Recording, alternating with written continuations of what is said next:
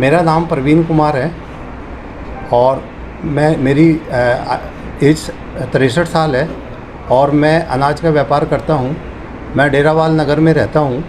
21 मई की रात्रि को मैं साढ़े 10 के बीच में अपने घर अपनी गाड़ी से वापस आ रहा था। मेरे बड़े भाई जो 65 साल के हैं उनके साथ में, तो बीच में कुछ लोग 6-7 लोग एक फॉर्च्यूनर गाड़ी में आगे हमारे खड़े थे। तो रास्ते में ट्रैफिक जाम था।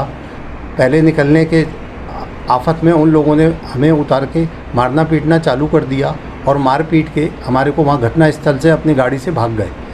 उसके बाद में हमने 100 नंबर पे कॉल करके पीसीआर को बुलाया।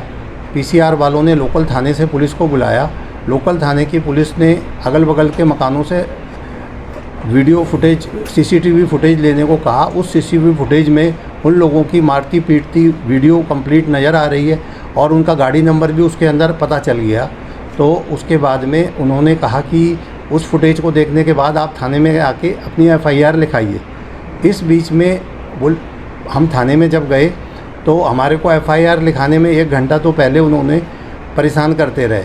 उसके बीच में जब दोबारा हमने उनको कहा तो बोले पहले आप अपनी एमएलसी करा के आइएगा, तब हम आपकी एफआईआर काटेंगे।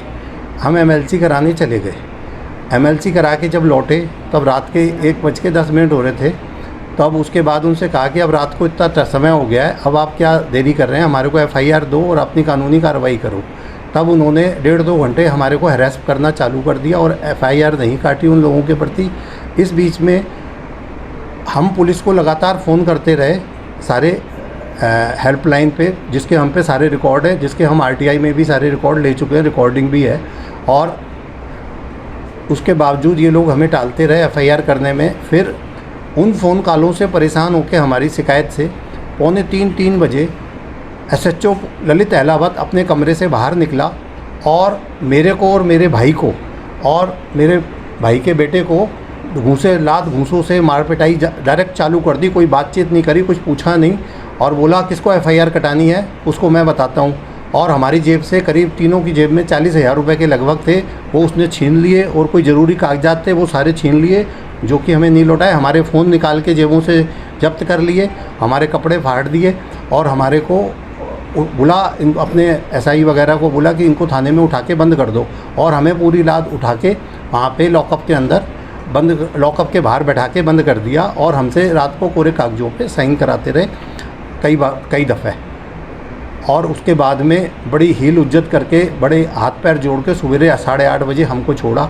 इस बीच में हमने 3 बजे एक पुलिस हेल्पलाइन पे कंप्लेंट करी थी कि थानेदार खुद हमारे को मार पीट रहा है।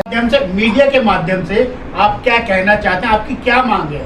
हमारी मांग ये है कि आप पुलिस के जो में गलत एलिमेंट हैं, इस तरीके के गंदे तत्व हैं, वो पुलिस से बाहर निकाले जाए, उनके खिलाफ कानूनी कार्रवाई करी जाए, न्याय संगत सुरक्षा दी जाए और जिससे कि नागरिक अपने आप को सुरक्षित महसूस करें। सर, अंतिम सवाल जो कहते हैं दिल्ली पुलिस का टैगलाइन है दिल्ली पुलिस दिल की पुलिस, क्या लगता है कि वाकई दिल की पुलिस है या गलत? अब इस इंसिडेंट के बाद तो आप लोग ही जज करेंगे तो बेटर होगा इसके बाद में जो भी चीज़ है। और अभी तक उन्होंने हमें सीसीटीवी फुटेज हमने मांगी हुई है, हमें उसमें भी डाउट है कि वो उसमें कोई टेम्परिंग करेंगे या हमें सही देंगे। 1 महीना तो हो गया है, दी नहीं है। और वो लोग सब अपनी सीसीटीवी फुटेज हमें पता है अपनी निकाल चुके हैं और कर चुके हैं। अब क्या होगा आने पे ही पता चलेगा, देते भी हैं कि नहीं देते हैं। हमारी एप्लीकेशन लगी हुई है जब से। हाँ, पीसीआर वालों ने हमें आरटीआई की हमें सारी एप्लीकेशन की, ये जो आपको क्लिप सुनाई है इसकी भी कॉपी दे दी है और जो हमने कंप्लेंटें करी थी उनकी भी सारी कॉपी दे दी है हमारे को, और वो हमने आप लोगों को भी कॉपी प्रोवाइड करा दी है। क्या आपको ये पता चल पाया कि फॉर्च्यून वाले कौन थे, वो जो 5 लोग थे जिन्होंने आपकी पिटाई की? क्या उस गाड़ी का नंबर या उसके मालिक का पता? उसका गाड़ी का नंबर हमने बाकायदा अपनी कंप्लेंट में नोट करके ही दिया था। वीडियो फुटेज में उसका नंबर आ गया था। उस गाड़ी वाले का नंबर ज्ञात होने और उन लोगों से संपर्क करने के बाद ही पुलिस का रवैया ये बदला है। मारपीट के ऊपर, उन लोगों की इंस्ट्रक्शन के ऊपर भी उन्होंने मारा है हमारे को। उनसे रिश्वत ली या उनका ऊपर कोई दबाव था जिस भी तरीके का, तभी उन्होंने मारपीट हमारे साथ एसएचओ ने करी है पर्सनली थाने के अंदर। और बाकी सारे लोग अधिकारी सब तमाशा देख रहे थे और हमें डरा धमका रहे।